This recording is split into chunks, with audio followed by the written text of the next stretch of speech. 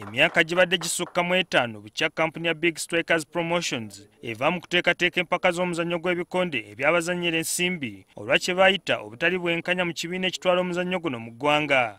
Ng'oggyeko okukosa abazanyisa kinnoomu, kino era kyayongera okunafuya omuzannyo gw'ebikonde ebyabazannyira ensimbi mu ggwanga olw'aba biteekateeka okukendeera. Wabula olwaleero aba Big Strikers bavuddeyo ne bategeeza nga bakomyewo mu muzannyo guno oluvannyuma lw'abakulembeze abapya okulondebwa mu kibiina ekitwala omuzannyo guno mu ggwanga.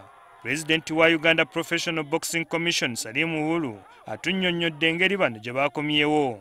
Era ajja kutwala mukisa guno okwebaza Big Strikers team yonna, executive yonna okukkiriza bwe naba approachinga ku nsonga ya bikonde nabo babadde balina ennyonta y'okujja naye nga babadde balinda ani anasooka munne naye nze nga ayagala kulaba ebikonde ku level ya waggulu nabatuukiridde nga president wa UPBC ne bakkiriziganyiza nange kyova olwaleero tuli wano ku unveiling return of Big Strikers.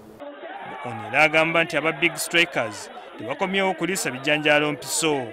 Tugenda bateekako akazito okulaba bateekawo fights kubanga UPBC tesobola okubeerawo nga tewali ki fights. So kibakakatako nga promotions company nga business company okutegeka fights. Okudda kwa Big Strikers kuwezeza kampuni 5 ziteekateeka empaka z'ebikonde ebyabazannyira ensimbi. Sam Mpoza, NTV Akawungeezi.